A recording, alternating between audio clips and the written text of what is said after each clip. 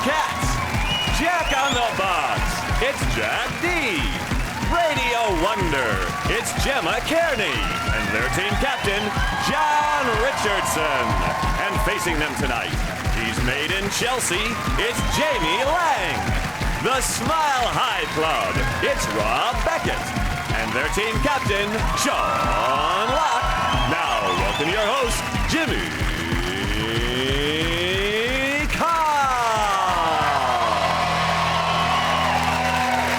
Hello and welcome to 8 out of 10 Cats, a show about opinion polls, surveys and statistics. Did you know, for example, 60% of mums like to get dolled up to do the school run? And in Russia, that figure's even higher, as each dolled-up mum contains another smaller mum.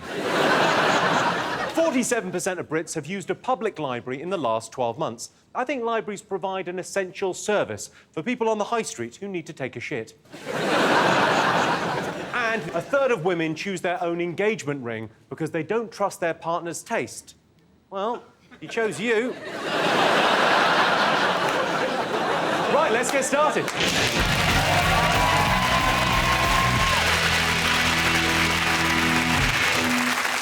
What are you talking about? That's the name of our first round. It's our panelist's job to guess the British public's top 5 most popular talking points. John, what do you think the nation will be talking about? I mainly do anagrams. I've forgotten what this shit is now. What do I do? You got to guess what the nation have been talking about. It's very hard because I wasn't there for most of the conversations. OK, John, what do you think? George Clooney got married, didn't he? George Clooney did get married. I'll tell you who else is engaged. You.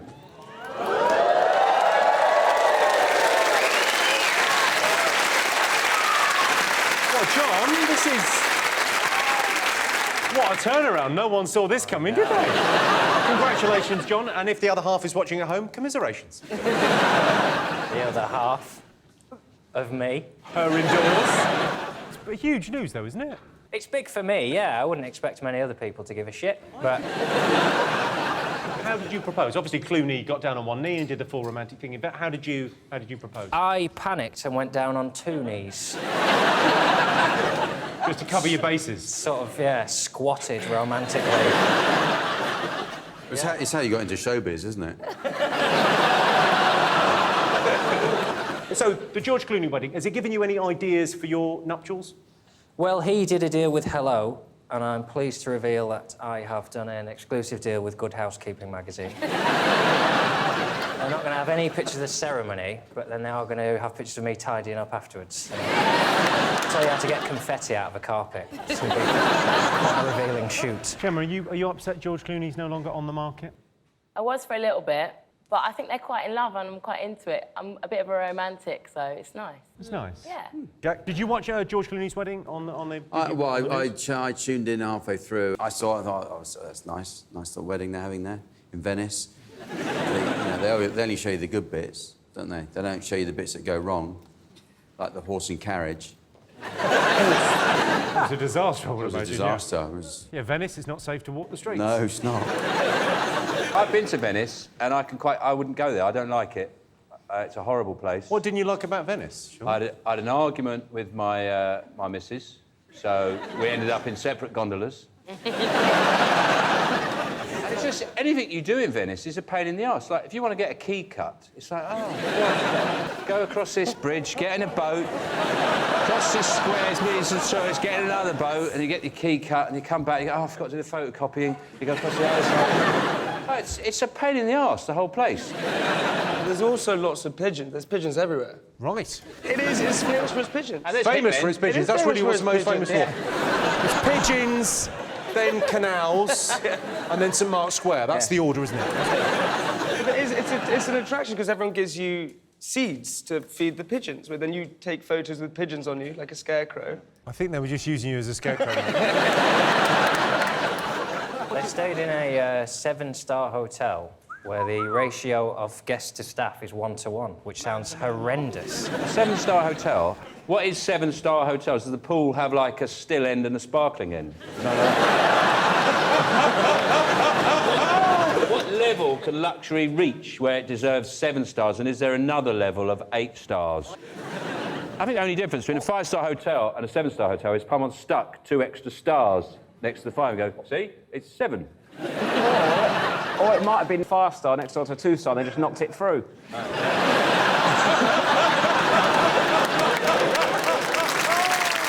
Good. I like the idea that the minibar, you open the minibar and there's a little dwarf there with a towel. What can I get you to drink?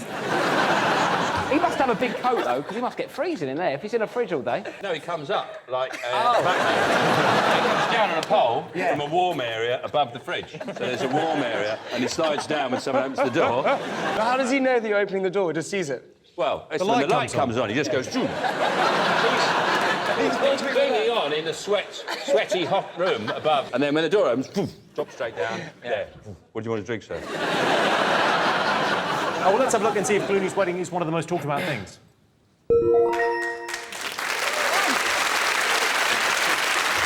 Yes, George Clooney has got married. With stars like Matt Damon, Robert De Niro, Bono and Cindy Crawford in attendance, the guest list featured the best-loved names in show business, and Bono. Seanstein, what else do you think the nation should be talking about over the last week? Oh, the cavalcade of mirth and laughter, which is the Tory party conference. It kicked off pretty well, didn't it? 2 people resigned. Yes, yeah, it was quite lively, wasn't it? One of them made a decision of conscience about leaving the Tory party. Right. And the other one made the decision... To knock one out. Well, you know, he said apparently he had to resign because he was duped into sending a very personal picture to what he thought was a young woman, and it turns out it was a Mirror journalist, wasn't it? That's the case. His name Brooks Newmark. Sounds like a cheap laptop, doesn't he? And he was in his pyjamas. And that's ruined his career. He spent his whole life working his nuts off, and he's blown it all by sending a picture of his... By working his nuts off. Yeah. What I thought was interesting about it was if he just sent a picture of himself in his pyjamas, it'd be very different, wouldn't it? If you just sent a picture of you in your pyjamas, it's like that going... And I don't wear pyjamas very often. Only tonight. But no, yeah.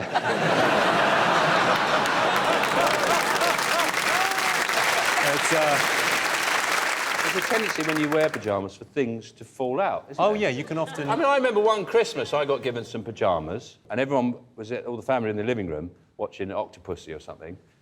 And I just walked in my new pyjamas to say, I'm off to bed now. And I could only tell by the looks of sort of shock and horror on their face that something was amiss. But, you know, these things happen in pyjamas, so maybe I think we've been a bit harsh. It doesn't actually just happen in pyjamas, though. I was walking in Dubai once, coming from the loo, in the hotel, and I didn't realise that my willy was still hanging out my fly. Did you just do that? And I walked through the whole...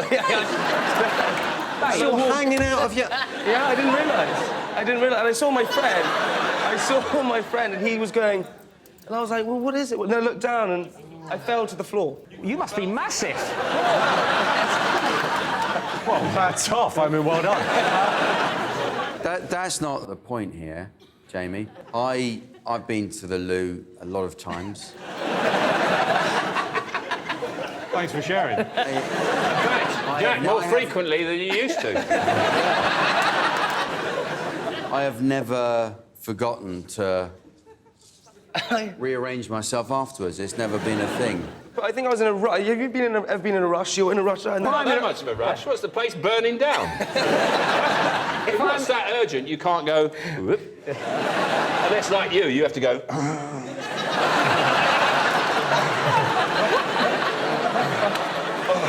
Yeah, I can see why that... So, Sean, do you think he should have resigned? I think it's unfair. From Made in Chelsea, yes. Immediately. He should be sacked just for being gullible. If you're a 56-year-old balding MP from Braintree and you think, God, this fit 20-year-old really wants to have sex with me, and you don't think, oh, hang on a minute. It's all weird about this. See, I bet his next quote is, actually, I don't need my job anyway, because when I hear back from this Nigerian prince, I'm going to be a millionaire. So you can... But I mean, there's one thing you can say in his defence. He did the honourable thing and he actually just resigned immediately. He didn't come out with some story and say, oh, no, you've got it all wrong. That was a photo from when I was on holiday in India. It was an elephant coming through some paisley curtains. I love the fact he was wearing paisley pyjamas. But why would you wear pyjamas to send those sort of weird photos? But they sold out of those same pyjamas at Marks and Spencer. They sold out. Yeah. But what lunatics read this story and went, yeah, I want to get me some of those pyjamas. These aren't just any pyjamas. Yeah. These are take a picture of your cock pyjamas. Gemma, you've been to Downing Street. What do you make of Cameron? I didn't meet Cam. Well, I met Sam Cam. You met Sam Cam? Yeah. What were you doing? I won an award, and then she was on the panel to choose who got them, and then invited us all for a cup of tea the next day. What a treat, a cup of tea with Samantha Cameron. What did you talk about? We talked about how scary it was that you can get porn so easily online. Scary? Yeah. We were just talking about the internet and how it can be good and bad. You know? It's all bad, the internet. Yeah. Do you reckon? Yeah. You can't name me one good thing about the internet. I can. What? There's a video of a pig with a baby monkey on it running around. That's not necessarily a good thing. It is, yeah, it is. That doesn't... You name me one good thing. The baby monkey's got a coat on. Before the animal rights people, you could go to the local circus once a year and see... Before the animal rights people. You could go to your local circus and see a monkey on a pig, and they'd be earning a bloody good living. They'd be earning their pig. Sean's views do not necessarily represent Channel 4's. Jamie, you're incredibly posh. Do you know any Tories? I don't. My brother went to Eton, so that's... What, they didn't send you there? They went, this would be a waste. I wasn't clever enough. Before you go to Eton, you have to take a test to see if you're... Rich. Not... Yeah.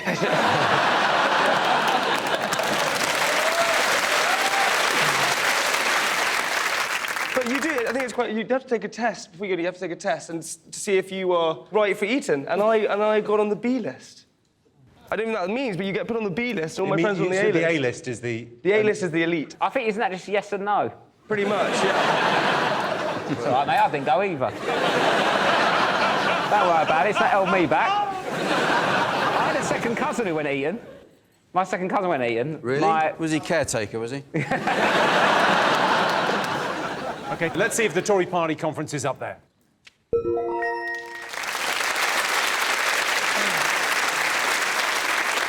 Yes, the Tory party conference was overshadowed by controversy. Tory Minister Brooks Newmark resigned after sexting pictures of himself to a journalist. The picture was said to show a massive cock with what looked like a tiny penis.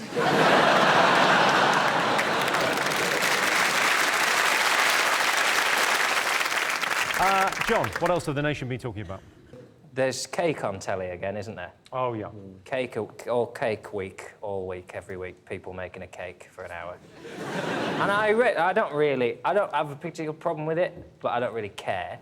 How come you're not a fan of the show? Because you love cooking. I would have thought that would be your thing. I do, but I like cooking because you get to eat food. And also, we now know that people who like cooking don't watch Bake Off because when they did donuts, the sale of donuts in shops went up by 50%. So all the show is doing is not encouraging people to bake. All the people who were watching it and going, I'm going to buy some donuts.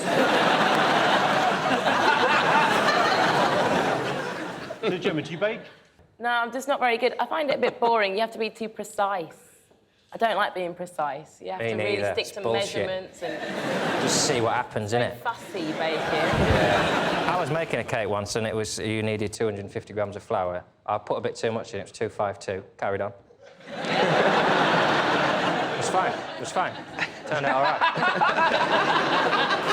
Of course, the recent controversy on the show has been about the innuendo. Do you think there's too much innuendo in it, Gemma? It's too much in your endo, mate. I love it. I love an innuendo. Bet you do. I don't know. I think there's something really nice about an innuendo because only if you're a grown-up you get it. There have always been innuendos. Innuendos. Yeah, that's right, yeah. Is that right? See why you're on the B at Eton. Sorry, what were you saying? Innuendos. What is the word? Don't worry about it. Well, some of these, I think, were maybe a little bit too obvious. I mean, I think Mel and Sue were brilliant on the show, but some of these, I think, maybe crossed the line. So Sue said, keep your biscuits erect, get those lady fingers soggy, tie Time to slap those baps down. Yeah. Melon Sue, if you're watching, Jimmy Carr thinks you went too far. I went too far. You crossed the line there.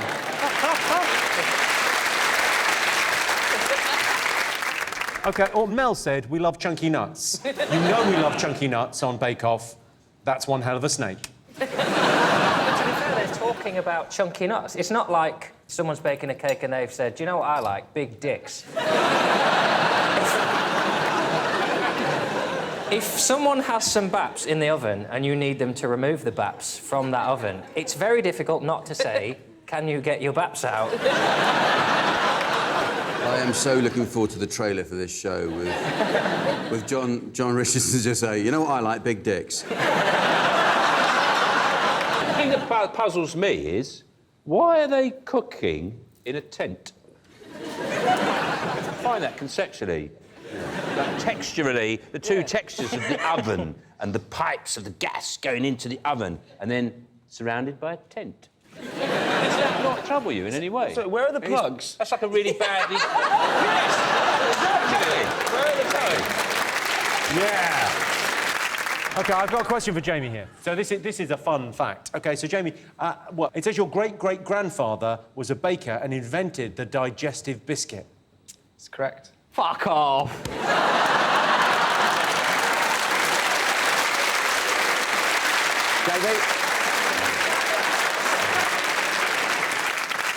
I think he also did rich tea. The rich tea as well. What else more? Well, I think my family was a part of McVitie's. What did he do first? Did he do digestives then rich tea? Because that's a bit of a drop in quality, isn't it? It would have been. It was Scottish. It was shortbread. It probably would have been shortbread. Wish I had the internet. Yeah, exactly. We could Google it. I just found a use. So I can tell you a fact about biscuits. You know what biscuit means? Twice cooked. That's good, Mike. Twice cooked. Did you know that, Rob? No, I didn't know that, mate. By biscuit, twice cooked. By qui, cooked. To cook twice. I don't know what those words mean, mate. Is that... Just explain them. I know what biscuit means. I know what by qui means. By qui. I've never said... By is in two. Yeah, I've never said... I'll tell you what, do you want to buy qui me some chips? Are you that averse to learning? No, I'm not. Someone tries to teach you something, you go, they're not even listening to you!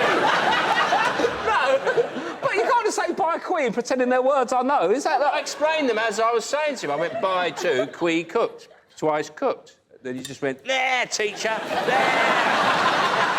Don't try and teach me! OK, let's see if the Bake Off controversy is up there. 40. Sean's team. They've done a study, the WWF, not wrestling, but the wildlife, the Little Furry Creatures Association. We've got 40% less animals than we had in the past. Yeah, it's the global wildlife population has halved in the last 40 years. And just begs the question for me, who's that crapping on my car then? Jamie. One of my favourite. I love animals. OK. I like monkeys. I think that's sweet. You ever seen one on the back of a pig?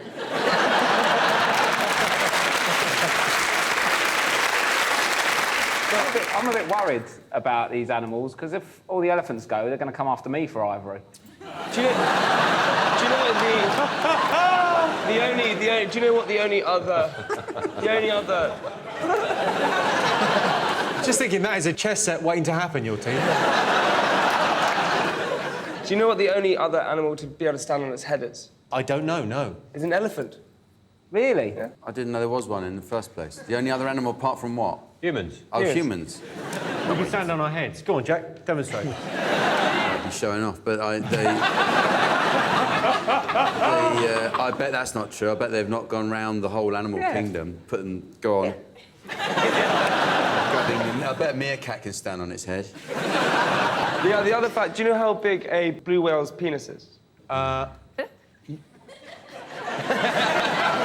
Yes, I do. It's the size of a small car. Yeah, it's apparently 8 metres long. Small car, yeah. That's a big car, Dewey. 8 metres is an enormous... 8 metres is a fucking lorry. What are you driving?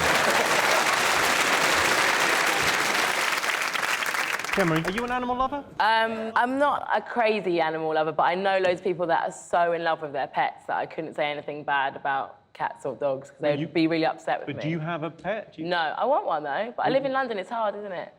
John, are you distressed by this report that animals have are disappearing? Well, it's not great news, is it? We'll have to start being called 4 out of 5 cats. Because... What? I'm sorry. If it's about the reduction in numbers, it'd be 4 out of 10, wouldn't it? It wouldn't be 4 out of 5, because that's the same as 8 out of 10. It is the same. It should be 4 out of 10 cats. Ooh. No, because there wouldn't be 10 cats. The joke is that the same percentage would agree with the question asked, but we couldn't find 10 cats to ask, so we could only ask 5.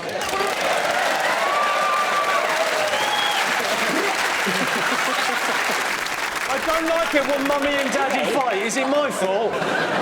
What is interesting about when they release these statistics is we eat 60 billion chickens a year. The sentence I've just said, 1,000 chickens died. I mean, I need to stop talking, because chickens are being slaughtered. To be fair, Nando's is well nice, isn't it? So... it's gonna happen, isn't it? What would make it acceptable is if we could choose the animals that go extinct. So no one will worry if wasps or rats or next door's bloody yapping shih tzu. If they got extinct, no one would mind. Keep bumblebees, though. Bumblebees are nice, aren't they? Oh, bumblebee, yeah, you can have a bumblebee. I never said do anything to them. They are just fat wasps, though, aren't they, at the end of the day? Yeah. No. Big difference. They're not fat wasps. You see, you've got the internet, Rob, and rather than find out interesting facts about insects and things, you look at a monkey on a pig. Well, it's easier. It's easier for you, isn't it? You can just glance at your shirt if you need the insect facts.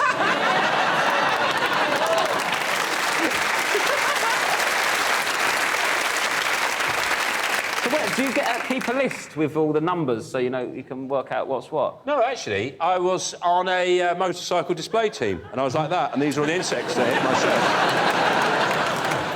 shirt. Well, let's have a look and see if the wildlife report is up there.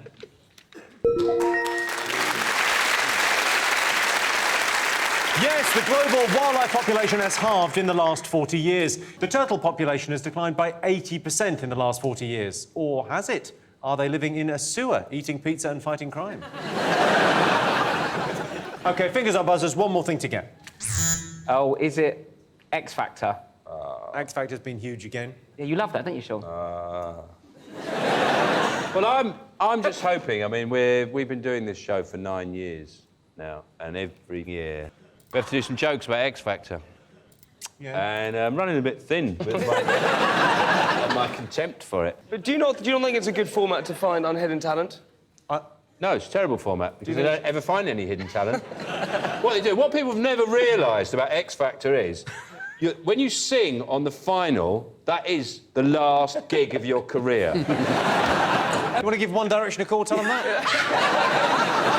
They didn't win, did they?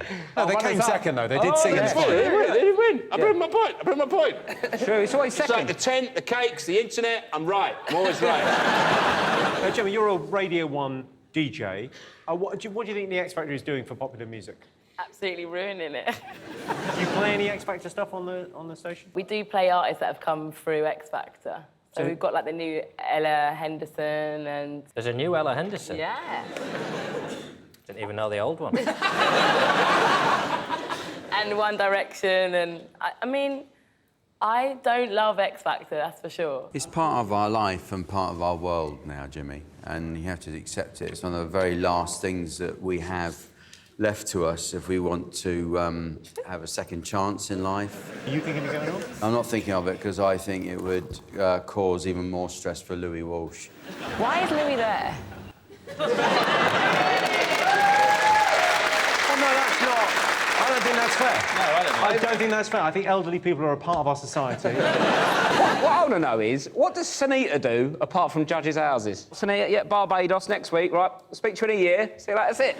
Nothing on. Let's have a look at a photo of Sunita this week. Oh, God. There she is, dressed as her own vagina.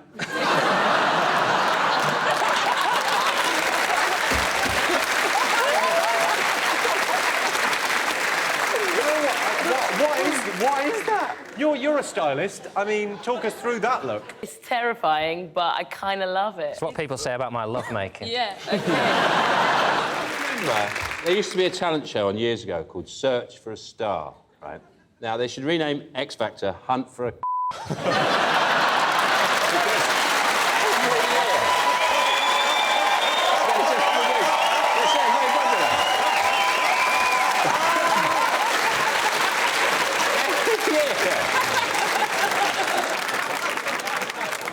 OK, let's have a look and see if X Factor's up there.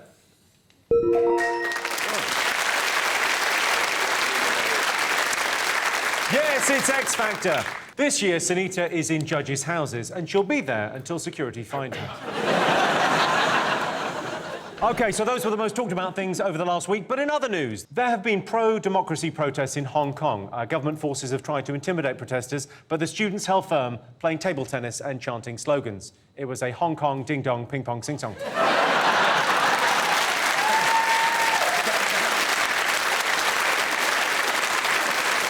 So at the end of that round, Sean, Rob and Jamie have 3 points. John, Gemma and Jack have 2 points. So our next round is Pick of the Polls. Sean, Rob, Jamie, what do you like the look of? What about the bloke with the haircut, top left? Yeah, Kim Jong-un you've gone for. OK, so North Korean leader Kim Jong-un has suffered 2 fractured ankles due to excessively wearing Cuban heels to look taller. So we asked our studio audience, would you suffer pain to look good, yes or no? So he was wearing Cuban heels to look taller. You're not paranoid about your height, are you, Sean? No, because I'm exactly 6 foot. How tall are you, John? 5, like 9, 10 on a good day. Yeah, I've got a little bit of good news for you. I got you these. It's the news I've been waiting for, Jimmy. Well, they're Cuban heels, but they're in your size, so I thought you could... Are they? You just slip them on and we'll see whether you look more sophisticated. Why wouldn't I? Wow. Yeah, they're pretty good. I think you'll enjoy those. I have another fact. Awesome. Apparently, 60% of people, of millionaires, are over 6'2". Really? Apparently. Does one tuck the gene into a Cuban heel? Yes, yes. Oh, yeah, yes, definitely. Yeah, you definitely do. They all do.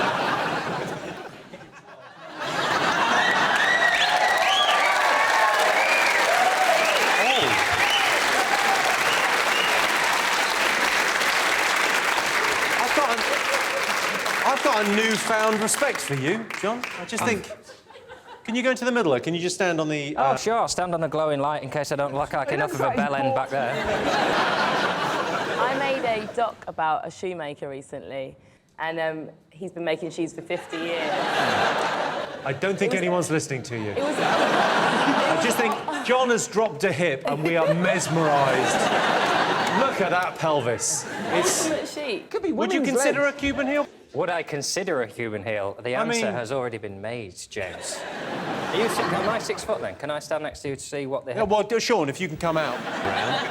You're still bigger. I still look shit. I just look like a short prick in heels now. I think you might be about...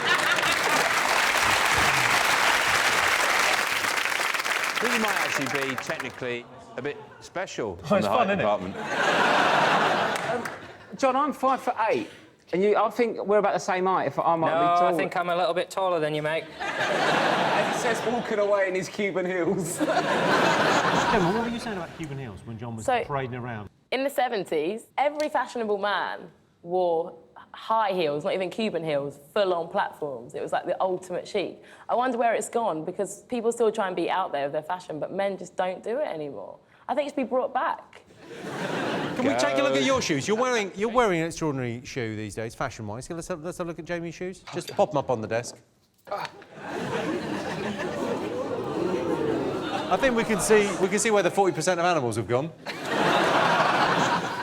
Would you suffer for fashion, Jack? I've always been lucky, and I've not had to sort of push the boat out in any way. Have you had any work done? No, but I would like to get that number off you later. Thank you. Yeah.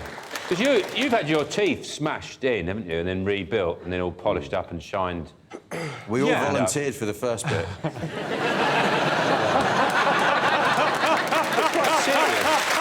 Veneers, they smash all your teeth out. That's it's an incredibly vain thing to do, and it's like it was Yeah. about 24 hours of dental work. Mine are like some kind of sort of colour you paint your hallway in, like that. Really. I've never... Yeah, mucky white or whatever. You go, weak mustard. Do you blacken your hair to keep it so black? I dye it. I think that's Yeah. the term people are using. I think, I dye my hair. Do you? What would it be if it wasn't dyed? It would look awful. It would look sort of like yours, I suppose. I've heard of this thing called bleaching bumholes. Right? I'm pretty sure it's not called that. Well, anal bleach... I'm pretty sure when you walk in, they don't go, bleaching bumhole. Bleaching bumholes. Who's ever looked at it? Nah, it's too... Nah, not for me.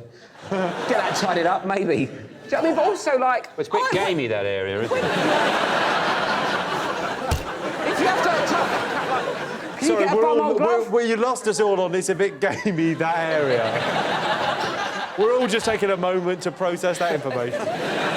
It's like a bit of your shed you don't clear out, you know, and you go in there thinking, oh, I can't be bothered. There's all planks of wood and stuff down there, and someone spilt some paint, and you put for that, would you? just chuck some bleach at it. You know.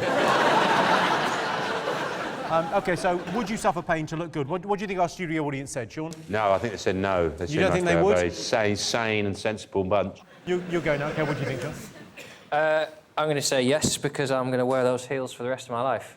So, ankles, schmankles. OK, I can tell you the answer is yes. 56% of our studio audience would suffer pain to look good.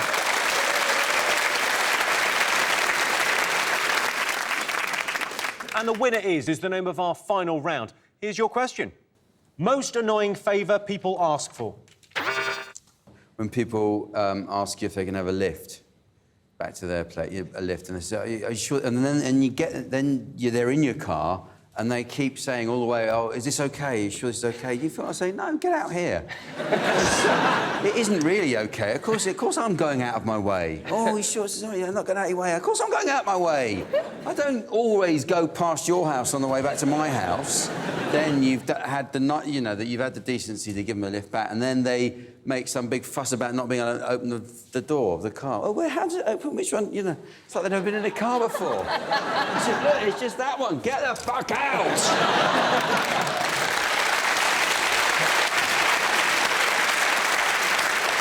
So, Gemma, you're on Radio 1, right? So do people ask you to play records and things? Do they ask for requests? Oh, yeah, that happens. Records. That happens a lot. I spoke to one man, like, 2 days ago who was up. I always try and find out what people are doing. A lot of people are working, but if it's out of choice to be up, I think that's where you find the real interesting people. So They're what was burglars, he aren't doing? they? All?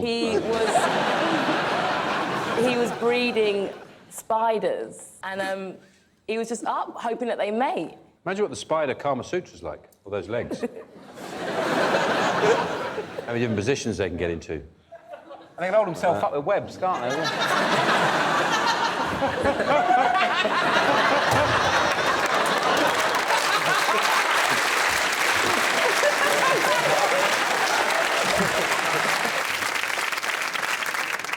OK, most annoying favour people ask for? I think it's when people ask if they can borrow like a fiver and things like that, because you never ask for a fiver back, and so you give out so many fivers and then you've lost 100 quid. I can tell you got the answer right. The most annoying favour people ask for is to borrow money. Yeah, it is.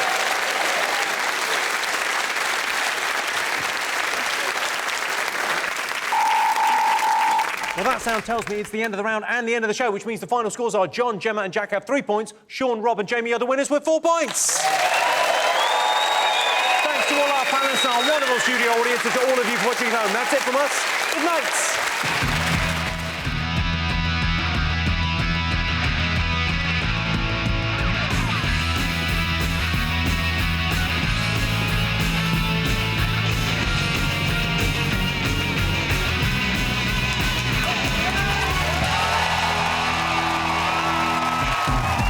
Tonight on 8 out of 10 Cats. Hey, it's the Fonz, Henry Winkler.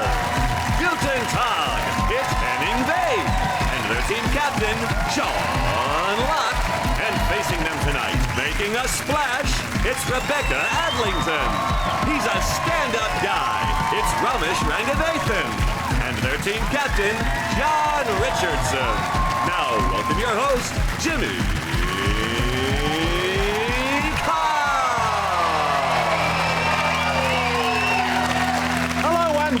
to 8 out of 10 Cats, a show about opinion polls, surveys and statistics. Did you know, for example, 10% of homeowners have a hot tub?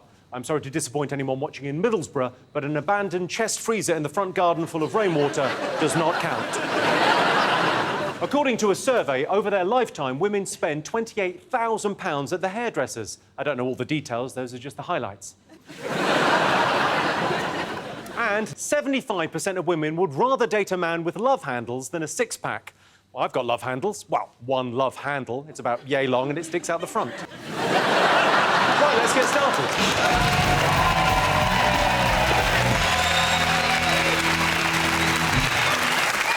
What are you talking about? That's the name of our first round. It's our panelist's job to guess the British public's top 3 most popular talking points. Sean's team, what do you think the nation have been talking about? Baking cake, yes. Cake. We had the National Cake Championships recently, where the whole nation gathered round an oven and waited with bated breath to see who made the best cake. Well, especially it wasn't even cake. In the end, there was a windmill and a letterbox. Made of cake. Ish. Like when I see some cake, I say, oh, I left some cake. But with that one, you wouldn't even have known where to start slicing. So and they put all the hours in and lovely and what have you, but was not for consumption.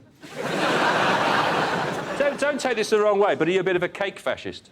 Well, I like my cake edible and manageable, yes. That is not a cake! No, I don't watch it because nothing happens. That's the whole point. That's why people like it, because nothing happens. Someone bakes a cake. If I had a choice between watching Bake Off and watching the last hour of a light bulb, I'd choose the light bulb. But, you know, when you're just watching a light bulb just flickering before it just goes... Or if I want to entertain myself, I just rub my eyes like that. And then go into a dark room and see all the stars. And oh, this is great. I see stars and everything. So I don't have a problem with it, but I'm not a baker. I did an old lady one. Bake Off is just about an excuse to eat cake. What is not to get? Yeah, but Why that's the wouldn't you thing. watch it? It's only on telly. You can't eat it. Yeah, because then you make it. You go out, you then make yourself yeah, but a you're cake. not. Have you You're been watching telly. Have you No, been... I go out, I make the cake. Well, not that cake. I don't make the windmill and whatever. So, which cakes have you made this year? What did you go with? This week, for the final, me and my husband made a chocolate banana loaf. A chocolate banana loaf? Yeah. It makes you feel better because it's got fruit in, so you think you're being healthy, but really it's just chocolate cake. Chocolate cake with a banana next to it, is it? Pretty much, yeah. Do you drink? No. No. That's it. You can only really get excited about cake, I think, if you don't drink. Maybe they should do drink off. Maybe they should just have people making drinks, that's a lovely gin and tonic. Yeah, lovely. Because you could really play along at home with that. Yeah. You have to keep Mary Berry on. Just shit-faced by the end of it. She was loving the Baileys. She likes a drink, I've heard. And it would also make sense why it always... Mary would like you to, as if she couldn't speak herself. She has got her mother to speak for her, doesn't she? And Mary would like... And she stands right there, so... And she must have told them in the first place what she would like. I mean, that bit of the show makes absolutely no sense. What bit? Well, I don't watch it, so... Well, essentially what it is essentially reenactment of Victorian London, where there is the paupers in the cellar and the high and mighty, they're being served cake in that instance. Did you watch Downton Abbey by mistake? Well, it is not too dissimilar, is it? It's just people that are entitled for whatever reason, and then they have the paupers baking them cake. And then they can be snootish about it. Oh, that raspberry made the base all moist. Well, it's still a nice piece of cake, I guess. Well, if you're that fussy about it, bake it yourself. Henry, do you have any equivalent of this in America? There are a lot of shows, of bake-off shows and chef shows. I did one. It was called The Iron Chef. The Iron Chef. What they didn't tell me was, don't eat every plate, all of it. at one. There were 4 chefs, and they made 4 complete dinners. And I ate 4 complete dinners. And I licked the plate. You don't want to be impolite, so you finish your plate. Yeah. Also, we all know if you don't finish the plate, tomorrow will be rain. Oh, that's probably more German thing. Is that what they say to kids? Yeah, you say to the kids, you have to eat, you have to finish the plate, otherwise tomorrow will be bad weather. Kids, the kid wakes up the next morning and it's raining and he thinks, oh my, it's my fault. Exactly, exactly. And if he is finished, or she has finished the plate, then, oh, it must have been the neighbour's kid that hasn't finished.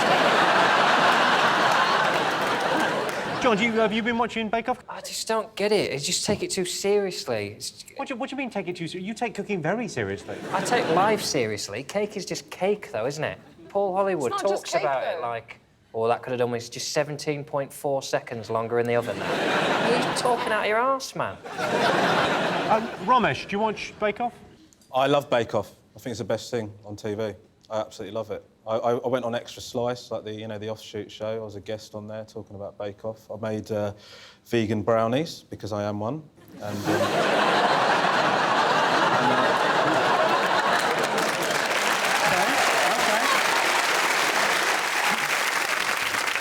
Let's have a look and see if Bake Off's up there. Of course. Yes, the Bake Off final, watched by 12 million people. Winner Nancy is set to take Hollywood by storm. That's if she gets pissed enough at the after-party. OK, Johnstein, what else has the nation been talking about?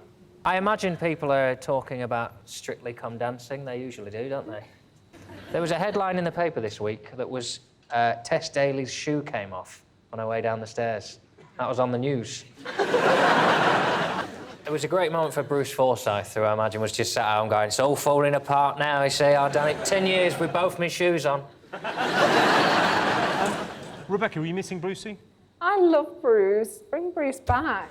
Do you miss him on the show? I think Claudia's just kind of added a new... I mean, she's just so kind of full of... I don't know, I really like it now. I do like the girls, don't get me wrong, but I don't know, it just doesn't seem like Strictly Come Dancing anymore without Bruce. Of course, Henry, you've got Dancing with the Stars in America. In America, yes. Would you ever consider going on? I enjoy watching it. I will not, I can't do it. That's a shame. I think because you used to have incredible dance moves back in the day. I did, and I want to keep them a great memory. You would never be allowed on the British version because if anyone's ever been out dancing before, they say, oh no, that's unfair, they know what they're doing. So that seems to be the main criticism of most candidates. There has been a huge controversy this year because there's a lady on the show called Pixie Lott, who's very good, but she's done 8 years dance training at an elite academy, so she was always going to be quite good. She's favourite at the moment. She's 3-1 to win, as is Frankie Bridge, off of the Saturdays. You know the Saturdays? I actually met one of the Saturday. Really? Which one did you meet? Beautiful one. Oh. Well, I know which one it wasn't. Can I ask you a question? Because I'm a massive Happy Days fan. But you actually jumped the shark, didn't you? No, I did all of the water skiing. My parents were very, very short Germans. And my father said, because I was a counselor in camp, and I would teach water skiing. And he said, tell the producers that... I'm so sorry. He said, tell the producers you're a water skier. So I did, and all of a sudden there I was water skiing. That was a real shark and it a was real... alive? Yeah. Yeah, it's a real thing that happened. It's a documentary. Henning, do you watch the show? Not regularly, but I wonder, a lot of them professional dancers, not the ones on the program, but there's loads of them that have gone to the dancing schools or whatever they might be called, and dancing school, yeah. Yeah, dancing school. And they've put themselves through everything because of the dancing, and then they see all of a sudden any old Herbert having a go on Strictly Come Dancing. They must be feeling like most stand-ups feel when they turn the telly on and there is Paddy McGuinness.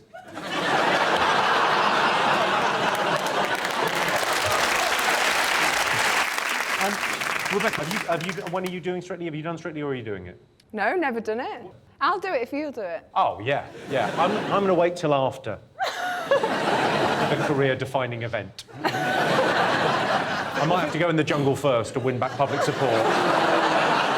Jimmy, you'd be lucky to get on the coach trip.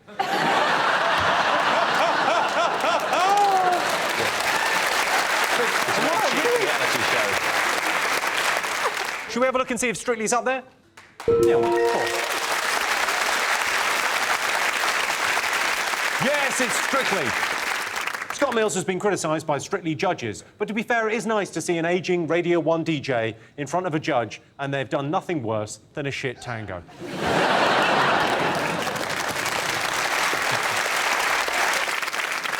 Jake Wood from EastEnders is currently the bookies' favourite, and he'll be back for the Strictly Christmas special, where he'll be run over after finding out his dad is actually his mum.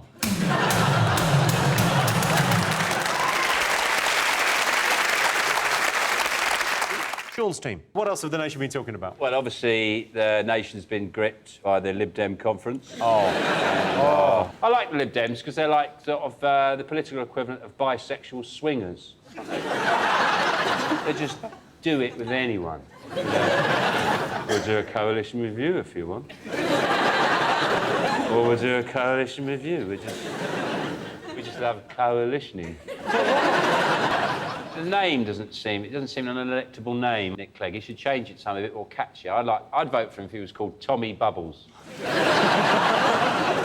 Vote for Bubbles, Tommy Bubbles. It's Tommy Bubbles! Clegg was asked at the conference about a choice of going to bed with Ed Miliband or David Cameron in a new coalition deal, and he joked he would choose his wife.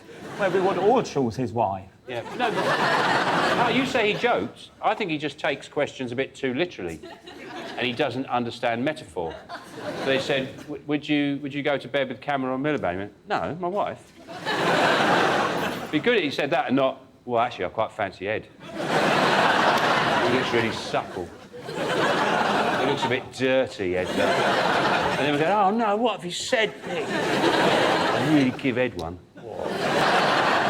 Can you imagine a Labour Liberal Democrat coalition with the current generation of politicians we have? It would just be the wettest. They'd just be crying in Parliament. Just Ed Miliband just going, it's really hard, actually. I don't think anyone gives me any bloody credit. I feel sorry for him because he's got these ideas and stuff, Ed Miliband. He's very keen, but he's just got an unelectable face.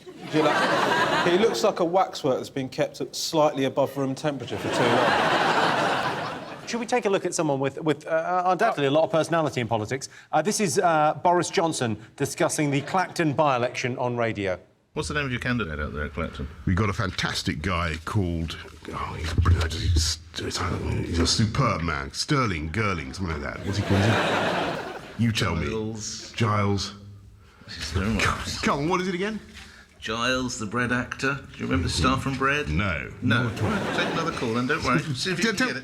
No, tell me the name. Come on. Get it. No, see if it's Stop sitting there like a great big fat Buddha and tell me the name of this guy. Henning, would you consider running for office? I would, actually, if someone asked, but I don't think I'm allowed to play because I haven't got a British passport. I'm not sure if I'm allowed to work on British television without a British passport. Rebecca, have you met Nick Clegg? I have, but I didn't know it was Nick Clegg. How did this happen? It was after the Olympics, and you go to meet the Queen, you do the parade around London, and we're at an event, and I was just kind of stood there with my friend, and this guy came over and said, oh, congratulations. I was like, OK, thanks, see you later, have a good night. Just kind of polite and just kind of walked off, and then she was like, what are you doing? That was Nick Clegg. I was like, who's Nick Clegg? I had no idea. I wouldn't feel bad. He experiences that on an hourly basis. Well, I can tell you the Lib Dem conference is not one of the most talked about things over the last week, but when it comes to the next election, Nick Clegg faces a difficult decision. Just how far can he fuck off? John's team. I say what I have been talking about this week. Roy Keane has a second book out.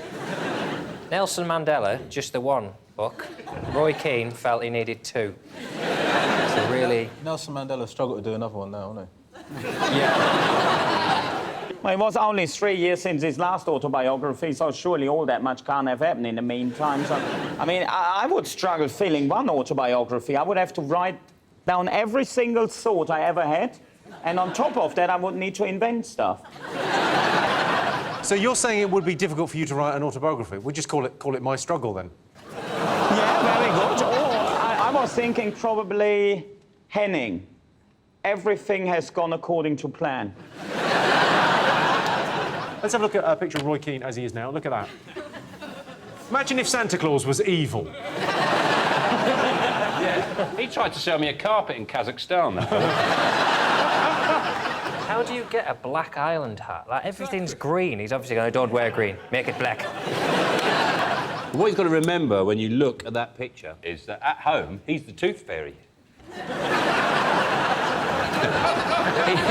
He's creeping up the stairs.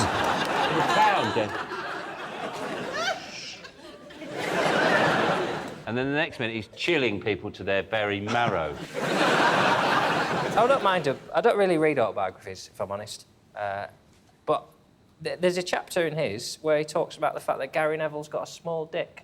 A chapter? Yeah. Well, a chapter in which I don't think it's a whole chapter. He says he's talking about the banter in the shower room, which obviously we have our 8 out of 10 cat showers after the show. I insist on it. What happens in the shower stays in the shower. But he says, oh, we all do jokes. And he said Nicky Butt's got a really big penis and he does the helicopter. And he said Gary Neville always showers with his back to everyone. And he said one day I went round and I grabbed him and I spun it round. And he's just got. And it's a horrible thing to write in your book. I'm just warning you two now. If you ever tell people about my massive penis, I'll be very upset. But he says he's got a penis like a little button mushroom. And now I can't. I really like Gary Neville, and now I can't. What, you go off people? No, you can't fantasise about him. What do you... Finish that sentence. I can't enjoy Gary Neville's punditry, and I can't enjoy button mushrooms, and those are two things I, in the past, have held dear. Someone's just said, John. Someone's just said that whole thing about Roy Keane saying that Gary Neville had a button mushroom for a penis. That's from a spoof, apparently. That isn't true. Well, I've been duped. Sadly, as well, when he said that, my first thought was, oh, I'm glad Gary Neville's got a big dick. Isn't that weird? I don't want him to have a small penis because I admire his punditry. It's a bit of good news for Gary Neville if he's sat at home with a missus going, that's normal. I'm telling you, love, that's normal. OK, Henry, you've written books. I have not. But you haven't done an autobiography? No, I've written one adult book about fly fishing for trout. Everything that I've learned... That sounds weird, because we would call pornography an adult book. No, I understand. Because I know you've written a lot of children's books. I've written a lot of children's books, and I've written one for adults about my passion, which is of fly fishing for trout. So fly fishing's your thing, isn't it? I love to fly fish. What's your favourite type of fly? I prefer zipper over button.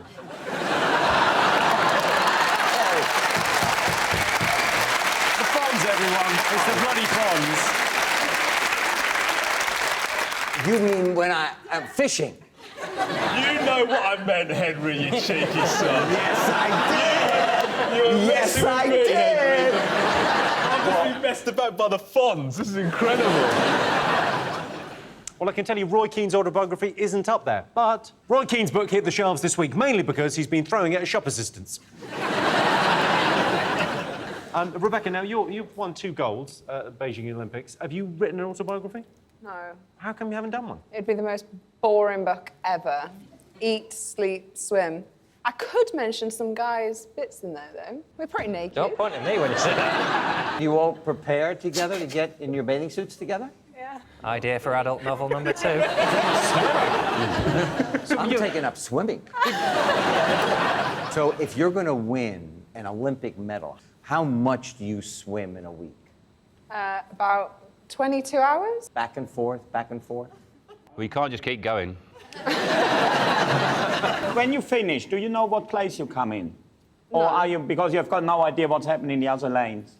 Yeah, like, if you know you're far ahead, like, so I do front crawl, so I breathe both sides, I can see, but if it's a really, really close race, then you have no idea. When you said I breathe both sides then, I thought, like, front and back.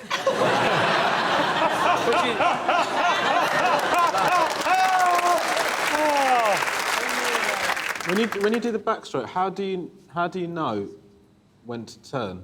Because The flags? The flags. Have you ever been to a pool? I have. I smashed my head quite badly. Looking at the flags. like bunting Very at nice. 5 metres. Oh, So you know is that's that what when it is? to- I thought it was yeah. just like party or something every time. I didn't realise it was a warning. You don't have bunting as a warning. Have like a red flashing light or something. Well, what if you're blind? You can't see the flashing light. But you can see the flags if you're blind.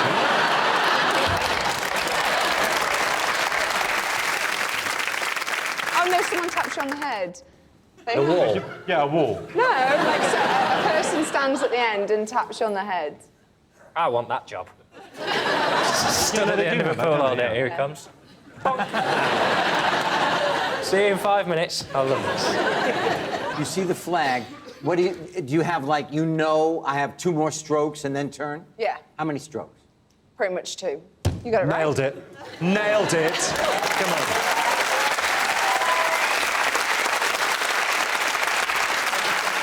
OK, fingers on buzzers. You've got one more thing to get.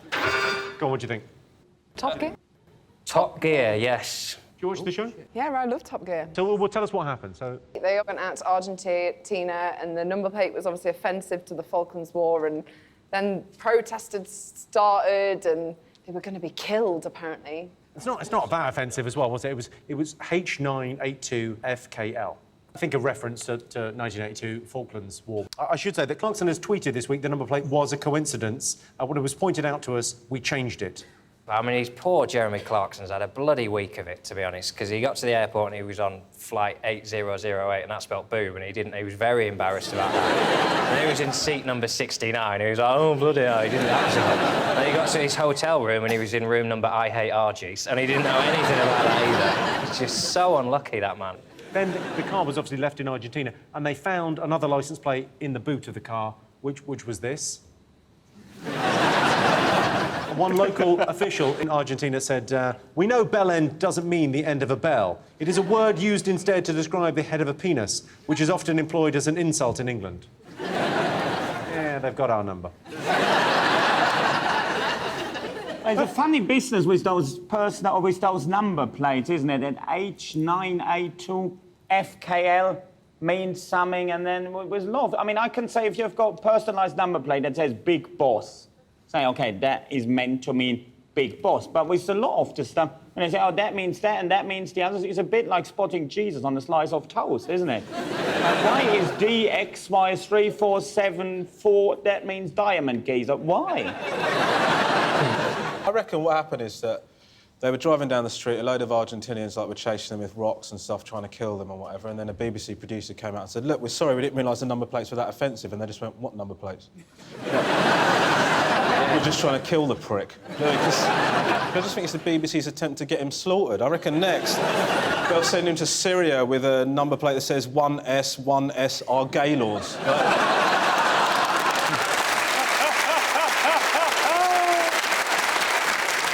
When you Google Jeremy Clarkson, it genuinely says, people also searched for Jeremy Kyle and Piers Morgan. I think that says everything you need to know about him. No, but I think the thing about him is you have to say, you have to admire how good he is at his job, because he can say virtually anything and they can't sack him. That's how good he is. Well, can I ask a question? How are the ratings? Amazing. Really? I think it's the #1 show in the world. Well, there you go. Yeah.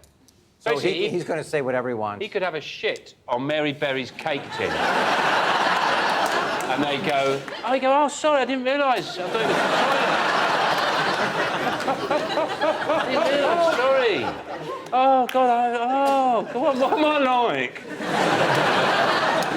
you think, though, one thing I think about Clarkson, he's got 2 big loves in his life, fags and petrol. If only we could find a way. Combining them.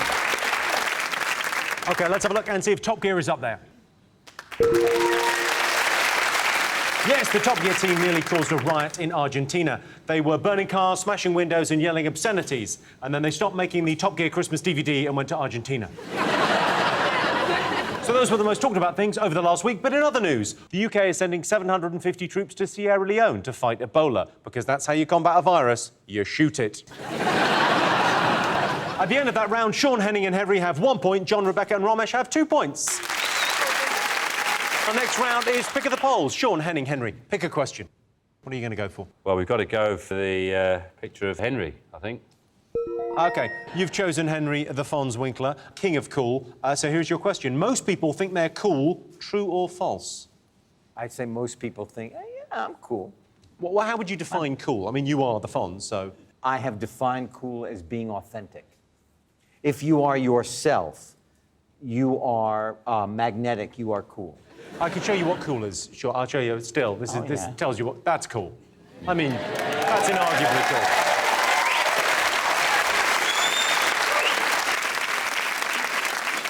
Seen that? Not looking so great on loads of people in barbershop windows. Don't they? Do you think you're cool, Sean? No, no, no. I think I'm terrific. Yes, you are. I think I'm terrific. Yes, you are. I don't think I'm cool, no. Sean, what do you think makes someone cool? I don't know. I've got a stainless steel birdseed feeder. You decide. Sitting the wrong way on a chair is cool, isn't it? In the 90s, not now. Go on, so hang on. If you were going to sit on that chair in a cool fashion, show us how that would work. I think the arms are going to get in the way. Yeah.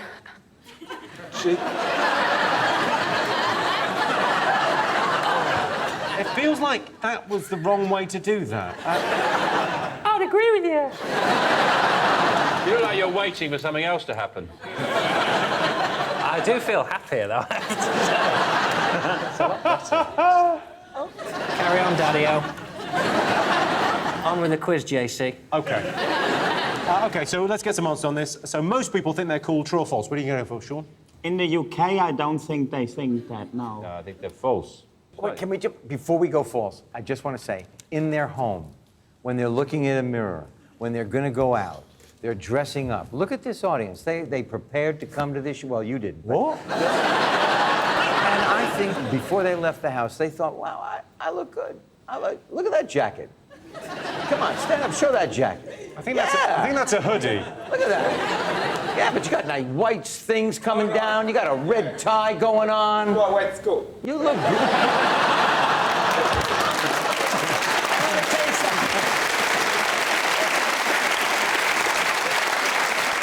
What is your name?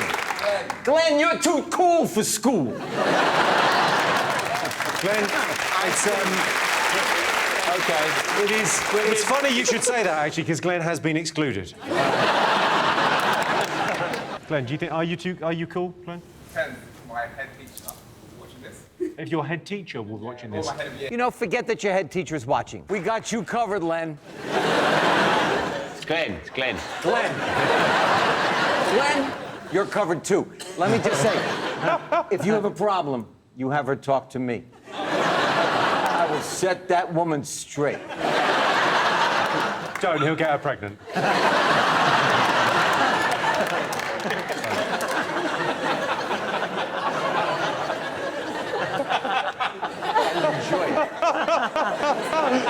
OK, so you're saying yes, Sean? Yes, we're going with the Fonz. Yes, we're going to go yes. John, what do you think? I think you're never too cool for school, and the cool thing to do is to have options. I think it's probably false. I think false, yeah, definitely false. False. OK, you're going false. I can tell you the answer is false. Only 47% of people think they're cool. If you want to know what kind of a kid I was at school, you know the geeky kid who can't get a girlfriend, who all the other kids pick on and victimise? Well, I was bullied by that kid. So the winner is the name of our final round. Here's your question. Best thing about being a kid? That's easy. Go on. You can shit yourself in public and no one bats an eyelid.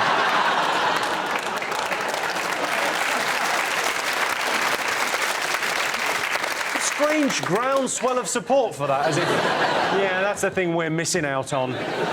Henning's talking about shitting yourself in public, but I do think, like, as a kid, having a face-to-face chat while you have a shit is something that you did as a kid that you don't get now. Like, you have to look, you have to look at your phone, whereas when you're a little kid, somebody has to go with you. You can just have a little chin wag. Do you know what I mean? Like, my 5-year-old, if we're at a restaurant or something, he'll go, Daddy, I need to go. And so we go, all right, we'll go off. And he'll just tell me about his day while he's curling one out. And then what he'll do, which is so... They've just got such plausible deniabilities, he'll go, oh, there's a funny smell in here, isn't there, Daddy? Well, I'm watching you take a shit. Who are you going to try and pin this on, mate? Stickers, I think. Stickers. Stickers? Stickers seem to have some kind of, like, magical property. And then around about, well, for me, around about sort of 12 or 13, they sort of lose their appeal. It must be something to do with the surge in hormones, cancelling out the enjoyment of stickers. As a veteran of 2 recent sticker campaigns, let me tell you the joy is not undiminished. Maybe hormonally you're not fully charged yet. Well, Maybe you're not actually properly an adult yet. No. Are you collecting stickers still? Not still, the tournament's ended, Jimmy. I'm not a loser. But you enjoy the process? I enjoy buying stickers and finding out if I've got any needs in my pocket. I mean, I've got needs, don't get me wrong. Rebecca, what do you think the best thing about being a kid was? I used to get away with murder when I was little. Did you murder someone? No. What did you used to get away with? So I just used to try and get my sister into trouble. I used to, like, just go into my room, like, slap my arm really, really hard and then go, Mum, Laura's hit me, so she would get told off. And you haven't seen Laura since you went into care, have you? Henning, what were you like as a child? No, what was I like? Well, I was a lot smaller than I'm now. And then I grew into my current dimensions. And that was mainly all I did when I was little. Well, that's the first chapter of the book finished. Henry, what do you think the best thing is about being a kid? Being worry-free. That you're not sure yet about all of the things that we worry about as adults. Gaza and ISIS and Ebola and... Henning. Yeah, they're the 4 big ones. They're the 4 things I worry about. John, best thing about being a kid? Not getting stiff. That was the best thing about being a kid.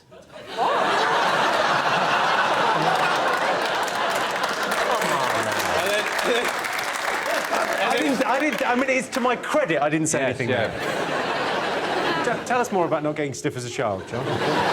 Sometimes that can happen to grown-ups as well. It's perfectly normal. If I have a day now where I've gone upstairs a lot in a day, the next day my legs hurt.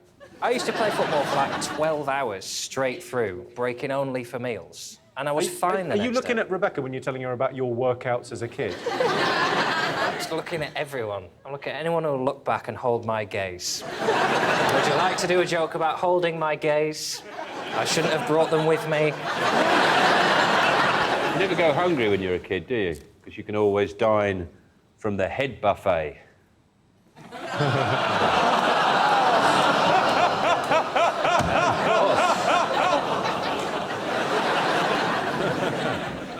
I'll give you a clue. It might involve cake. Eating cake. Going out to candles on the birthday cake. Birthday parties. It's the right answer.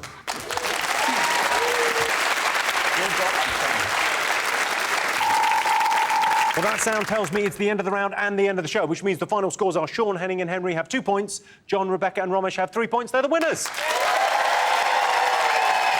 to all our panellists, our wonderful studio audience, and to all of you for watching at home. That's it from us. Good night.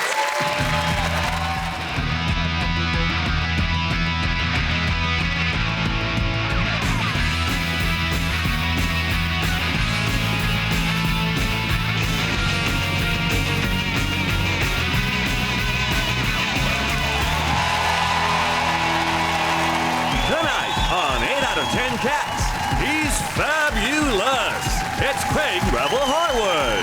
Here we row. It's Machine Conaty. And their team captain, John Locke. And facing them tonight, what a pleb. It's Tom Rosenthal. American Dream.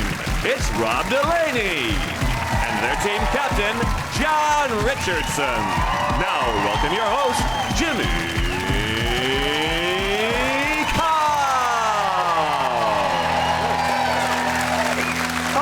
Welcome to 8 out of 10 Cats, a show about opinion polls, surveys and statistics. Did you know, for example, according to experts, people on diets lose 2 friends for every stone they lose. And those 2 friends are Colonel Sanders and Mr. Kipling. The average Brit will spend £11,000 on dates before finding the one. So viewers at home, men and women alike, just turn round now and have a quick look at your partner. Hard to believe, isn't it? You spent 11 grand on that.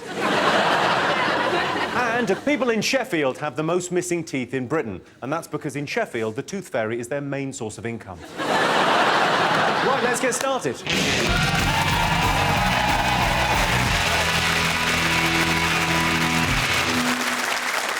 What are you talking about? That's the name of our first round. It's our panelist's job to guess the British public's top 3 most popular talking points. John's team, what do you think the nation have been talking about? The rise of the UKIP, the Kippers. So this is the news. This is UKIP got their first MP, and Nigel Farage has been asked to take part in the TV debates with David Cameron. Yes, which has angered everyone else, because if he's in, then the Greens should be in, and if the SNP should be in. So it's now been decided that everyone gets a say. Everyone in the country just gets 30 seconds of airtime next year. So what you like, I'm getting involved.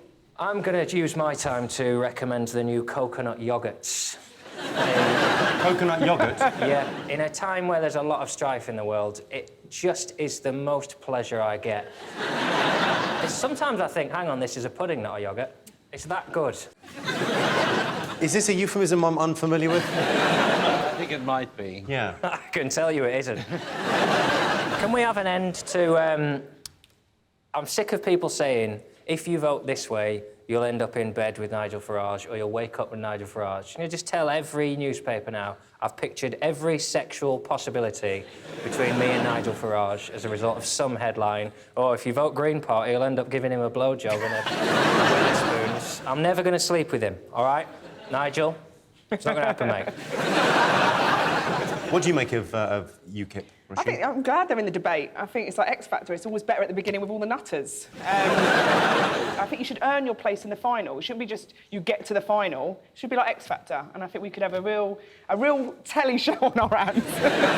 Where's Simon Cowell watching this, writing this down? Yeah. I'm writing it down, as a matter of fact. I think it's a very good idea. And then we can all vote, Yeah, darling. see how they and go. And make money in the process as well. Just get some new players, new blood at the end. Someone you thought was never going to be a leader, and then everyone crying and clapping like, he's not a prick! Miliband, darling. Miliband? He's out. He's about as popular as a sneeze at Heathrow, isn't he? He's got no chance. I think the big mistake that is potentially being made here by people who want to leave Europe is a bit like, you know, when an EastEnders actor thinks, I'll leave EastEnders, I've got a great career out there, I'll be in films, I'll be fine. And they always come like, can I come back to the square? Can I come back to the square, please? I'll do anything. I'll do Dean Gaffney's old job, anything. Seeing it through fresh eyes as a new resident of the UK, you know, Europe has sunshine, it has topless beaches, it has opera, it has a lot of things that this country needs. So I would say don't push them away. OK, next time you mention topless beaches, don't then do that. Don't do that. I mean, let's talk about coalitions. I just don't understand why doesn't Labour and Conservative do a coalition? And they'd be in power, wouldn't they? It's so obvious. You know, and people say, oh, that will never happen. Well, we never thought McFly and Busted would get together. Oh, they were like arch enemies. But now they've got the whole area sewn up and everyone's happy. Who's not happy with McBusted? You're absolutely right. I'm over the bloody moon. That Godfrey Bloom, the guy who left UKIP, he said he left because... He left last Monday. Yeah, and he said because they're too politically correct. This is Godfrey Bloom left the UKIP last week because he claimed they were too politically correct. He's also the guy that said too much foreign aid was being sent to Bongo Bongo Land. Well, he's right. He's right. It's a stupid place to send it. It doesn't exist. Ridiculous. I love this guy. How politically incorrect does his life have to be to think UKIP is too politically correct? I mean, what's he doing? Sitting around in, like, a chinchilla scarf, eating, like, club seal sandwiches, using a hijab as a napkin, watching Top Gear on a telly all the time, got his feet up on a black homosexual footstool. I mean, what's he doing? I think that's everything. Yeah, I think you've offended everyone. Yeah. My favourite UKIP member is a Tory defector called Mark Reckless. You've got to be pretty bold to go into politics with a surname Reckless. You know what I mean? Nice to meet him, your local MP. Name's Ben Pisshead. I swear, as Prime Minister of this country, I will bring peace, I will bring prosperity, and I will bring progress, or my name isn't Benjamin Couldn't Give a Fuck, mate. OK, let's have a look and see if UKIP's up there. Nigel Farage has been invited to take part in a TV debate with David Cameron. The Green Party have complained, but the truth is they've slipped down the party league table behind Noel's House Party, Block Party, #1 Party Anthem 2004, Iceland's Party Platter and my niece's 6th birthday party. UKIP politician Roger Helmner has been caught visiting a massage parlour, so there are some Eastern Europeans he's happier working here. I went on the website of the massage parlour that MP has been to, and all the girls have got, like, snazzy descriptions. One of them is fit for filth, which raises the question of who is being surveyed in midtown. I'm afraid you've been declared unfit for filth. One of the girls is adorable and affordable. I read the news story, but I didn't Google the website. I went there. That's proper research. You're adorable and affordable, aren't you? Yes. OK, what else have the nation been talking about? Sean's team? Strictly Come Dancing. Yeah. Oh. They must be, darling. They must be.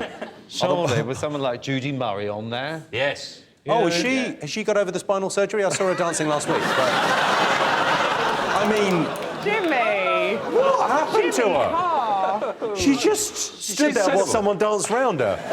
You were surprisingly nice. You pulled your punches on that one. Yeah, it's rigor mortis, is what I thought. How did she not get voted off? I have no clue. Well, thanks to the wonderful general public, darling, they've kept her in. Who's your tip for this year? Who do you think's going to... Well, there's some really good ones. Well, there's some professional dancers on. Well, yes, of sorts. But they haven't studied ballroom and Latin professionally. No, and that's really that's the key, dancing. That is the key, because I think it's much harder to I can't go on. change. Have you never studied... You were tap and ballet, weren't you? Well, yeah, all of them, yeah. Jazz tap ballet, yeah, totally, yeah. You're already better than Judy's. Even without music, that's... Judy Murray, I like what she did. That was terrific. That was adorable and affordable. It was, yeah. It was fit for filth as well. I was watching it, like, this year. The bad ones are really bad, aren't they? It's Scott like... Mills. It's just, yeah, Scott... It was Scott, unbelievable. Whoa. I won't have you slagging off Scott Mills again. You were mean to him last week and he was brilliant. It wasn't his best moment. I thought he looked really happy. That's why I feel sad for him. He looked like this is the best thing that's ever happened. It's really sad that he's so bad at it, because he looked like he was having a moment. He looked like he thought he was nailing it. Why do they look so happy, though? No one's ever been that happy about anything. This maniacal... In America, you've got Dancing with the Stars, haven't you? You've got We the do glamorous. indeed. Would you ever consider... Previously, I never would have, but now I know that I could.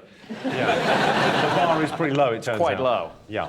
One of the couples this week said, "Oh, we're gonna really go out there and take some risks," and then they just did a dance. You're gonna take risks, do it on the M62 or something.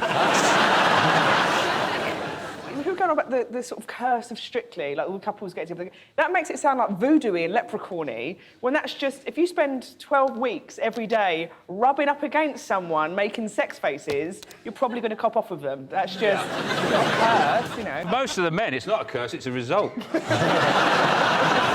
do you think is going to win? Who's your money on? Well, there's a few, actually. Pixie, I think, is very good. Pixie Lott, she's great. She's pretty good. She's done 8 Frankie years dance from training. the Saturdays. Yeah, she's pretty good, yeah. Yeah, but they've both had some sort of training before.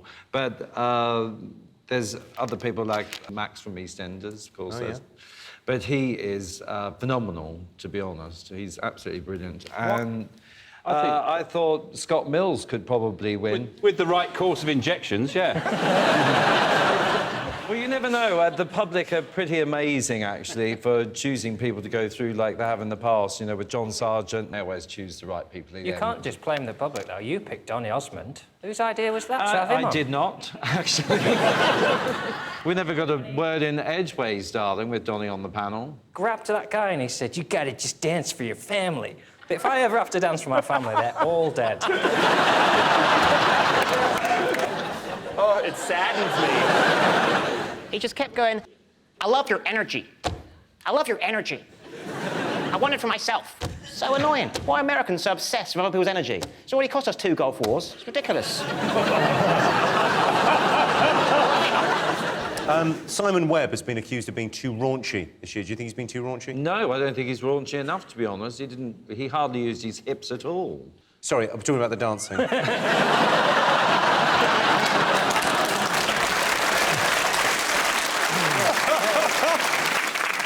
I can tell you Strictly is not in our top 3, but Tess Daly denies the existence of a Strictly curse that breaks up relationships. But I think that show's been cursed ever since they opened Brucey's tomb.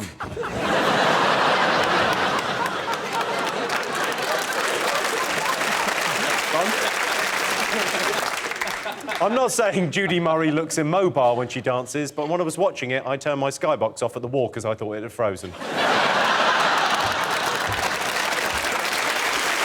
John's team.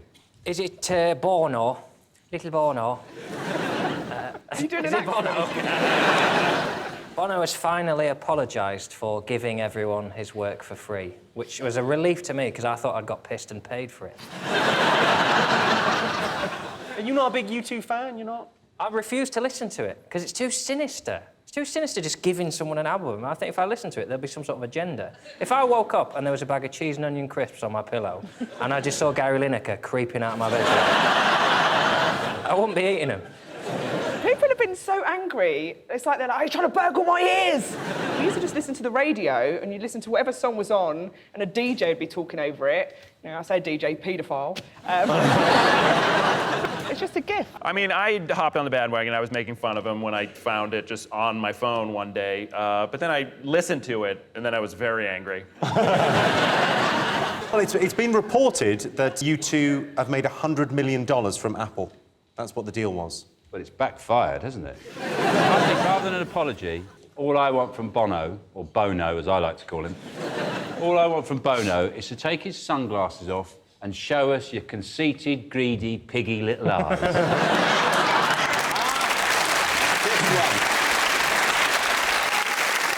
Well, Bono's apology is not one of the most talked about things. Sean's team, what do you think the nation have been talking about this last week? The Apprentice. Oh, The Apprentice is started. back on our screens? Yes. What do you think? You like the show, don't you? I've got to a point now with it. I just think, well, you know, they've been doing it for 10 years and they haven't produced one single brand. There's no Bransons come out of it, no Dysons, not even a Mr. Kipling. They've not really... All they've contributed is this idea of talking into your phone like that.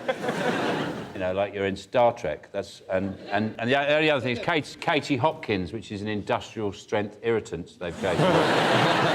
I love the show, but I just wish there were a real Apprentice on there. They seem to have got through, I don't know, hundreds of people through interviews, and they're all a shambles, every single one of them. I get upset watching it because I keep remembering that they're real people. Do you know what I mean? They exist in the world and they're ruining people's lives. I can meet these people. They're real. This is not a horror film. Some of the quotes have been amazing this year. Steve said, "I can deliver in -50, I can deliver in +10. If we went to Mars right now, I'd find a way to be excellent." I would love for him to be able to go to Mars and prove that in their zero oxygen environment. They don't even make any sense. One of them said, "I'm like a cross between Gandhi and the Wolf of Wall Street." I have literally no idea what that means. That means saying, "Yeah, well, you want to come to my gigs because I'm a cross between Joan of Arc and a Spitfire." As Sugar, as I like to call him, has he still got his beard? Is that... He's got a tidy little beard, yeah. To me, it looks like someone's rolled a toffee apple across a barber's floor.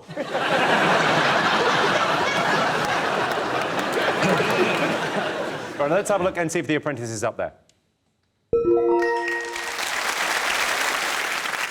OK, fingers on buzzers, one more thing still to get. Is it the NHS strike, nurses? Yeah, and midwives for the first time ever. Yeah. Going on strike. It's the biggest strike in 32 years, I believe. Yes, yeah. And they're going to replace them with this thing where they're going to get the army involved. I really like the idea that they're going to get the army and that some woman's going to be delivering a baby and there'll be a sergeant major at the end of it. The bed just shouting, "Push!" So what do you think of the strike, Craig? I think it's a good thing, to be honest, because I think they actually deserve a pay rise. I mean, They're only asking for 1% as well. Yeah. They're not asking for the moon on a stick. But 1%, like, the average midwife's on about 25 grand, so 1% is like £250 over a year. Over a month, that's like £20. weekly, that's like about £4 after tax. That's like a pint of beer. And it's like, they're like superheroes. It's like Batman saved your life, the life of your unborn child, and you're like, what can I do for you, Batman? He went, just get me a pint. He went, bit greedy. Well, the amount of times they changed my bedpan, darling, when I was having my hip operation, you know, I would pay them the 250 quid myself. You had a hip hop? I did, darling. You just got one new one? Yes, just one. Do you find you're going around in circles? You're the first person I've ever seen brag about how many times they went to the toilet while they were in hospital. I mean, the amount of times they changed my bedpan. I bloody nailed it. Yeah, I gave that bedpan a bit of a punishment. I think they should say, instead of the strike, because they can't really strike, because they sort of go, we're going on strike, but, you know, and if something really bad happens, we'll come back. Don't worry, we're not monsters. And that sort of puts them in a really bad position. So I think they should be like, just not going to wash our hands. So, we're not going to tell you what day we're doing it, but there's no wash hand day. They should do like stuff like that, or like, we're just going to kiss it better today.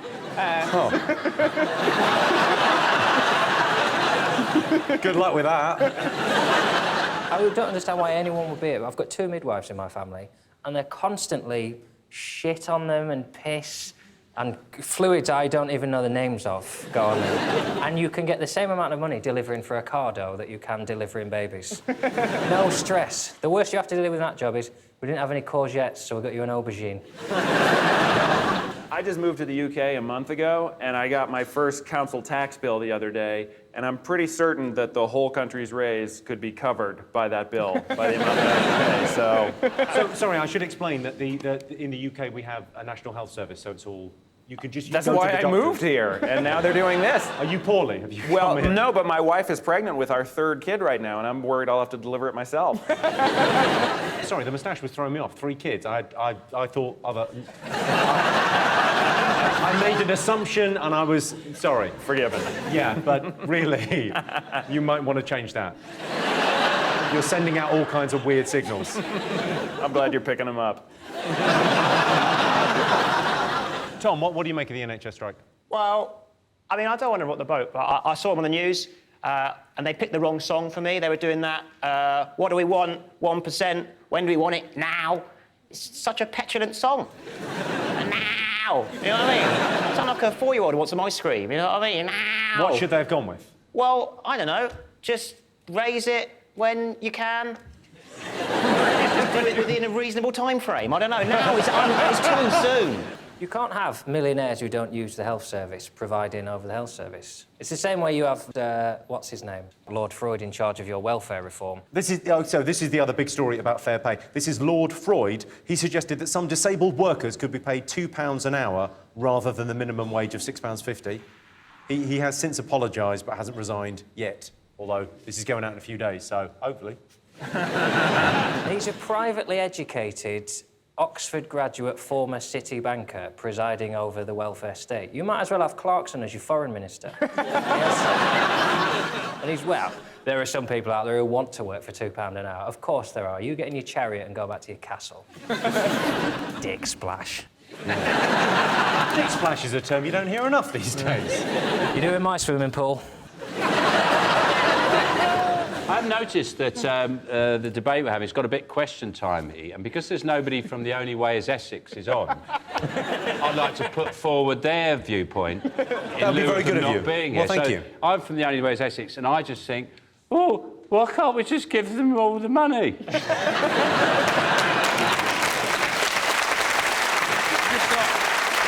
just thought I'd add that, because I think we're missing that. OK, well, let's have a look and see if the NHS strike is up there. Yes, it's the biggest NHS strike for 32 years. Jeremy Hunt claims he's on the side of midwives. You're not fooling anyone, Jeremy. These are midwives. They know a massive when they see one.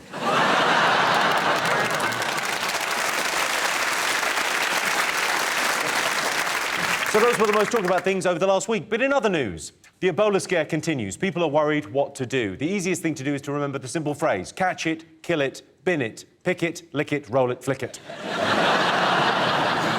At the end of that round, Sean, Roisin and Craig have 2 points, John, Rob and Tom have 1 point. Our next round is Pick of the Polls. John, Rob, Tom, pick a question. The gentleman with the phone. OK. This week, a survey revealed that a quarter of teenagers are addicted to social media. So we asked our studio audience, are you more honest online than you are face-to-face? What do you think? I lie on both equally. I'll lie to your face and then online as well. So I'd flip a coin on this one. Because you're kind of on Twitter, you're quite a legend, right? You've been voted the funniest man on Twitter. I tweet. How many followers now? A little over 1 million. Pretty good, pretty bloody good. And then you've tweeted some amazing stuff. My favourite tweet of yours? Let's hear it. Guns don't kill people. People who say guns don't kill people with guns. It's an amazing...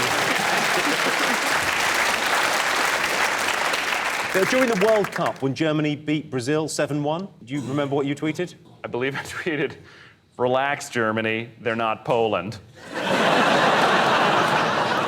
Pretty bloody awesome. Also, this is sort of my favourite thing that's ever been said on the internet. Wi-Fi at my uncle's funeral is a fucking joke.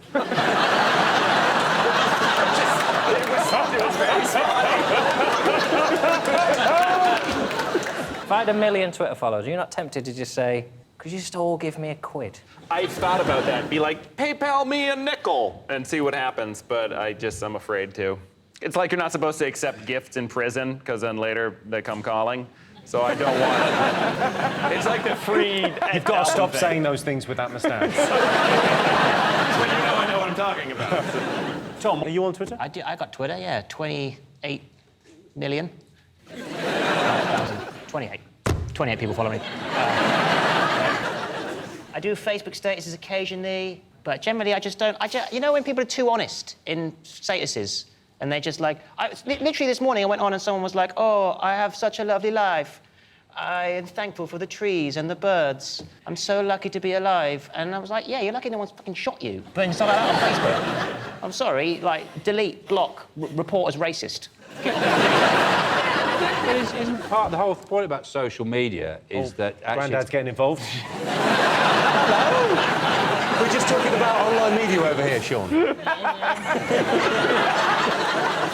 Isn't it the people who like social media, because they don't really like socialising. It's an escape from real socialising. I mean, I lie a little bit online, I say I'm a MILF. That's a little lie. I mean, it's the same age. Same age. Yeah. I mean, I don't do a lot. I don't do very much. I did lie once online because I gave Asda's own brand custard. I gave it a 5-star review. Never tasted it. Chaos. I'm wreaking havoc. Craig, are you online a lot? I tweet, but only really to advertise things. I don't tweet what I'm having for breakfast and who I'm having sex with. You say such horrible things to people's faces. What would you say online? I don't lie to them. I say what I say to them because I want them to improve and be better people. Paso doble doesn't make you a better person. But on Twitter, they do that thing where I think young people now, because of social media, they mistake openly being rude for honesty. Mm-hmm. So they're like, someone tweeted me the other day, me and Rob Beckett were doing it. How are you going to get all those teeth in one room? And I responded, they were like, oh, can't we? It's a joke. And you're like, no, it's just being rude. Yeah. Like, there's a difference between honesty and just being rude. And I think they're just keeping it real. Can we talk about toffees or something? Sorry, Grandad. Do you know what I was wondering the other day? You know they have chocolatiers. Do they have toffeetiers? Like men who design toffees. Make beautiful chocolates. Would you have this equivalent in the toffee business where you would design wonderful toffees? I mean, if we're looking at nothing on... Or maybe that would be like a side interest that a chocolatier would have. Or maybe he'd have a younger, dimmer cousin who did that. You do the toffees, Bubba. We only trust you with the toffees. We'll let Bubba do the toffee. Bubba do good toffee. You know, with chocolates, right? You know when you have a chocolate, you're very distinctive. You go, oh, I like that chocolate. What are you talking about? Don't like that chocolate. What are you talking about? With toffees... We're talking about the internet and you've gone... I only really understand sweets. I don't understand the internet, so I want to talk about toffee. I like sweet things. Don't get it. OK, well, let's get some answers on this. So, are you more honest online than you are face-to-face? What do you think, John? We're going face-to-face. OK, what would you go for, Sean? We'll go online then. OK. Because I like fun. OK. You like toffee is what you fucking like. I can tell you 69% of our studio audience say they're more honest face-to-face than they are online.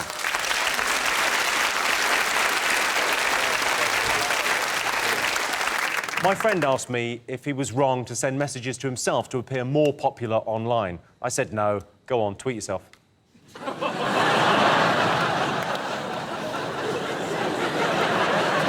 Secretly not even ashamed of that joke.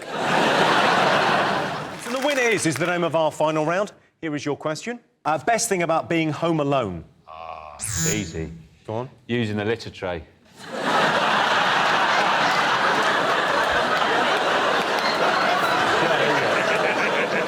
You don't have to go upstairs. And then you can just... I don't know. I don't know what you've been feeding that damn cat.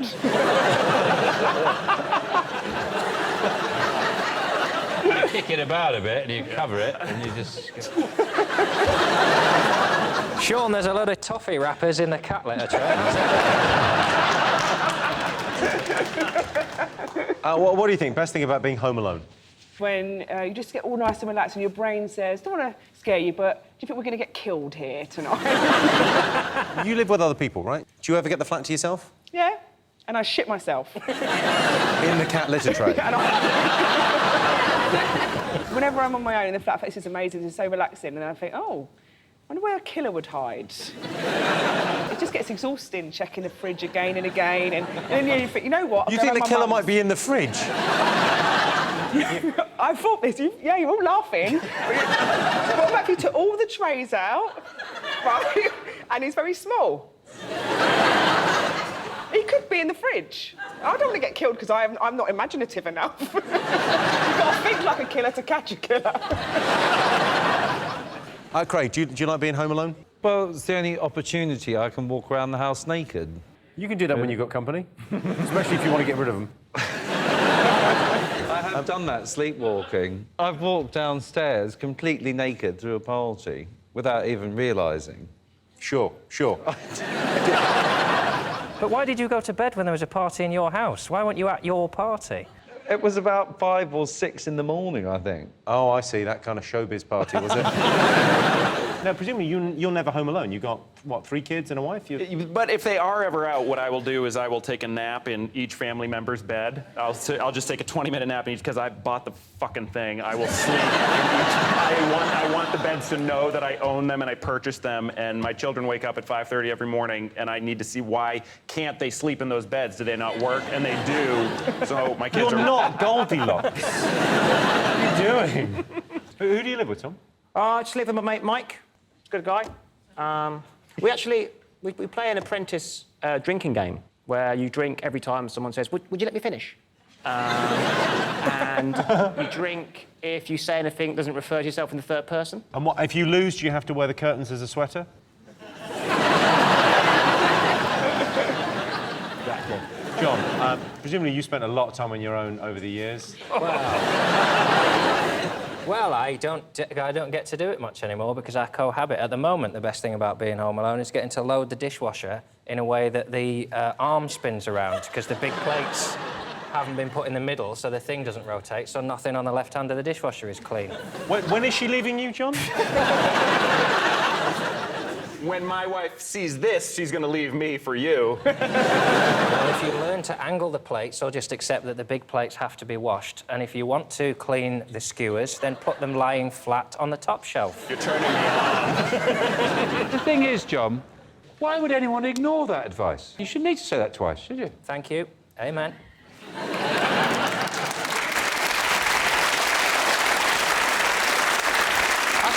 I mean, let's be honest, we're all thinking it. I shouldn't have to say it once, because why would you put the big plates on the bottom rack of the dishwasher anyway? I mean, unless you were deliberately trying to piss me off. Being alone at home, it does give you the opportunity to do things you wouldn't be allowed to do, you know, if your family are in. Yeah, it does give you the opportunity. And one of my favourite things, I've always wanted to try this out, but I've never been allowed, is to cook a leg of lamb in the tumble dryer. I've always wanted to see if you could do it. you know, And they won't let you do that? She won't. They've got closed minds, haven't they? I've done a lobster in a foot spa.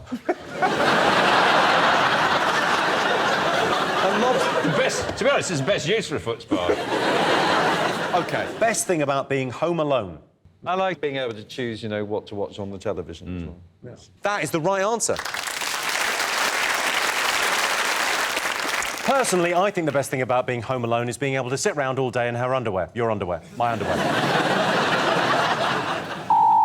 Well, that sound tells me it's the end of the round and the end of the show, which means the final scores are John, Rob and Tom have 2 points. Sean, Roisin and Craig are the winners for 3 points. Thanks to all our panellists, our wonderful studio audience, and to all of you for watching at home. That's it from us. Good night.